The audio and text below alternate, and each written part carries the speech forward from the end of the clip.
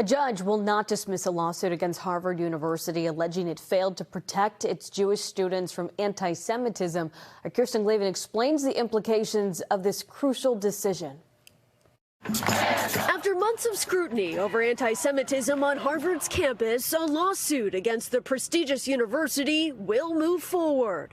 A U.S. district judge now writing, the facts as pled show that Harvard failed its Jewish students. It is a damning indictment on the state of higher education and on the state of Harvard University that in order to receive equity and justice and equality, we have to sue them. Shabbos Kestenbaum is one of the Jewish students who filed the suit, alleging that Harvard ignored discrimination against Jewish students and Israeli students stemming from Hamas's October 7th attack. The judge finding Harvard's reaction was, quote, at best, indecisive, vacillating, and at times internally contradictory. We had a physical assault at the business school. We had a Jewish student spat on. We had an Israeli student being told by their professor to leave class because their nationality made others uncomfortable.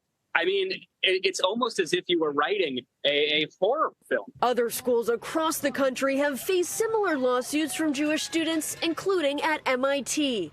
The same judge dismissing that lawsuit last month. But this is the reality that far too many Jews have been experiencing on Harvard's campus and on college campuses across the United States since October 7th. Meanwhile, Harvard has repeatedly claimed that protests were allowed to continue on campus in order to protect freedom of speech. A spokesperson for Harvard saying in part, we appreciate that the court dismissed the claim that Harvard directly discriminated against members of our community, and we understand that the court considers it too early to make determinations on other claims. Harvard is confident that once the facts in this case are made clear, it will be evident that Harvard has acted fairly and with deep concern for supporting our Jewish and Israeli students. Now, it's also worth mentioning that Harvard's former president, Claudine Gay, stepped down earlier this year following criticism of her testimony regarding anti-Semitism during a congressional hearing.